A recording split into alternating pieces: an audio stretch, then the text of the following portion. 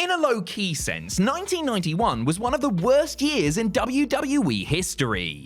After leading the company for almost the past decade or so, Hulk Hogan was beginning to lose some shine in the eyes of the fans. Hulkamania was on the decline throughout the year, setting in motion a difficult period for the company as they scrambled around trying to replace him.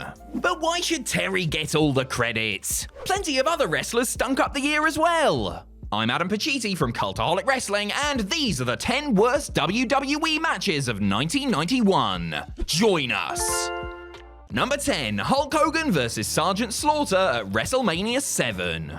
When George H.W. Bush launched Operation Desert Storm, I do wonder if he knew he would be responsible for one of the most underwhelming WrestleMania main events of all time. To capitalize on real-life anxiety surrounding the Gulf War, WWE turned Sergeant Slaughter into an Iraqi sympathizer, gave him the title, and pitted him against the most American man in the world, Hulk Hogan. However, this battle for America's soul didn't live up to its billing, as Slaughter never really presented much of a threat to Hogan, who seemed to be without his usual big match fire. For many, this was the beginning of the end of Hulkamania, as the charm of the red and yellow began to wear off. Number 9, IRS vs. Greg Valentine at SummerSlam. Just in case you need to remind yourself of Vince McMahon's political beliefs, when Mike Rotunda returned to WWE in 1991, he did so under the gimmick of an evil tax collector.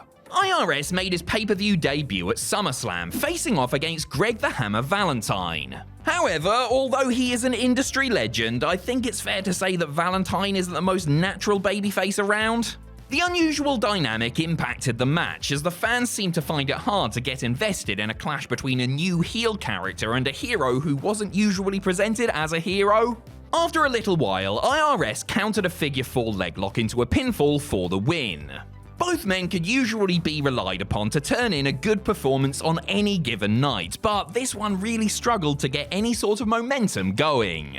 Number 8, the Mounty vs. Tito Santana at WrestleMania 7. Did you know that WrestleMania 7 had 14 different matches? And given its placement on the card, no wonder this bout isn't looked back upon very fondly. Tito vs. the Mounty was a match that absolutely did not need to be on the show, but ended up taking place just before the main event. Canada's favourite law enforcement officer squared off against the reliable babyface Tito, who dominated 99% of proceedings, including a comedy head-clonking spot between the Mounty and Jimmy Hart on the outside. But just when it looked like Santana had the win in the bag, the Mounty jabbed him with the cattle prod and won the match. By the way, this all took place in about 90 seconds. Number 7, The Undertaker vs. Hulk Hogan at Survivor Series. At the previous year's Survivor Series, Undertaker made his now iconic debut as part of a classic 5-on-5 elimination tag match. Just 1 year later, he defeated Hulk Hogan in the main event to become world champion for the first time.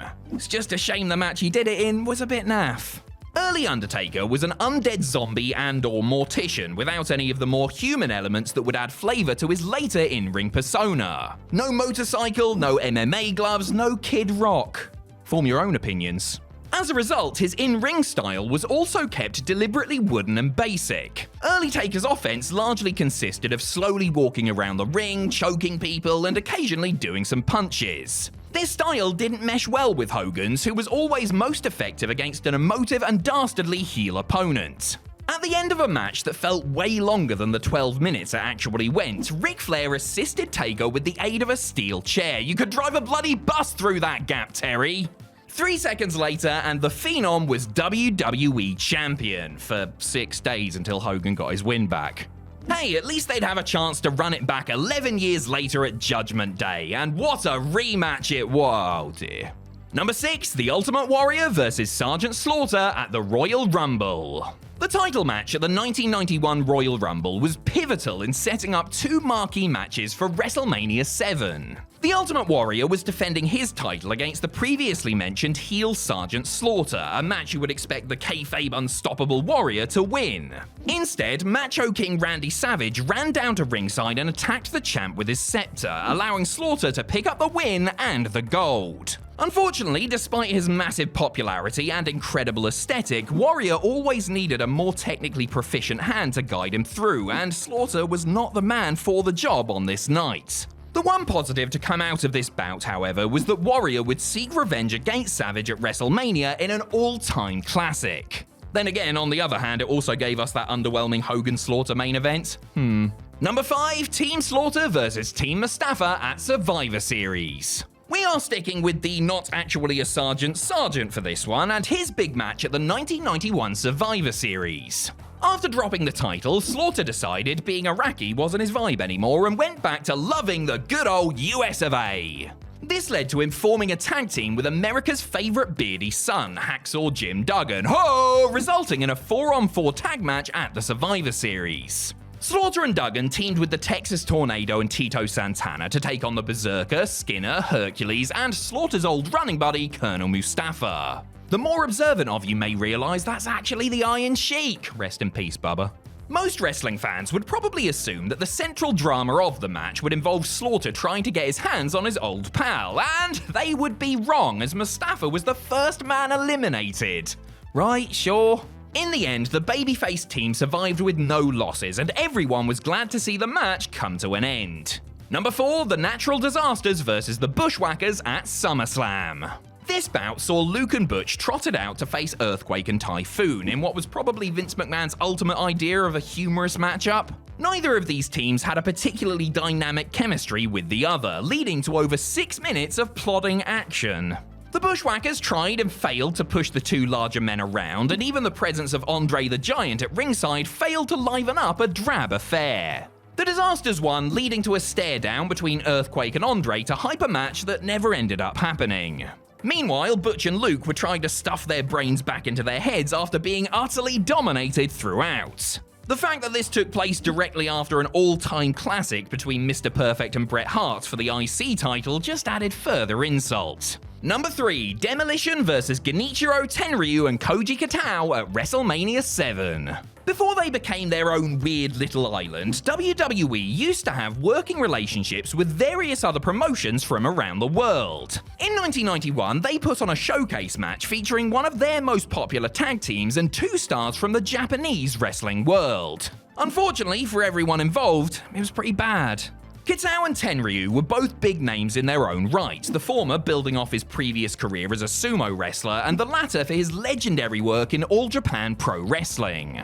As for Demolition, this was the smash and crush edition of the pairing, so make of that what you will.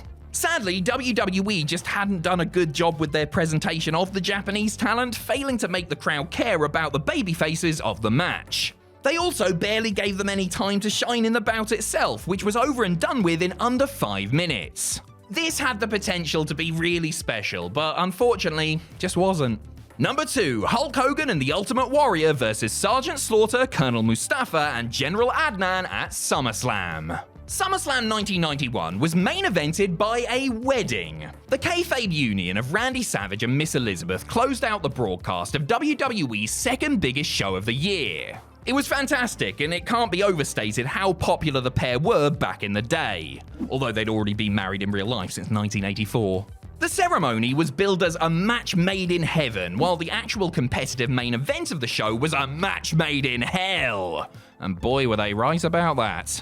To close out the Hogan vs Slaughter angle that had dominated much of the year, the Hulkster and Ultimate Warrior squared off in a 3-on-2 handicap match against the Sarge, Colonel Mustafa, and General Adnan. That is a team with an average age of 48. Although the numbers may have been stacked against the babyface team, the fact that Mustafa and Adnan barely lifted a finger actually means it was more of a handicap match against poor old Slaughter. It was slow, it was boring, it was predictable. In fact, this makes me even more glad a fake wedding closed out a major Big 4 pay-per-view. Number 1, Jake Roberts vs Rick Martell at WrestleMania 7. The first and only blindfold match in Mania history came about when the model blinded Jake by spraying his signature cologne in his eyes. And while it certainly was a bad match, I imagine there's probably quite a lot of defenders out there too. Not necessarily because they're huge fans of Jake the Snake or because they've got bottles of Martell's arrogance at home, but because it's actually quite funny, isn't it? The sight of 2 men fumbling around a ring with bags over their heads is not exactly what you expect to see on the grandest stage of them all. And to be fair, there is some joy to be taken from watching Martell bump around the ring like a sniveling heel, accidentally finding Damien the Snake in the process. However, from a wrestling standpoint, this was essentially a joke, and for all its campy charm, we simply had to make it our worst WWE match of 1991. Sorry.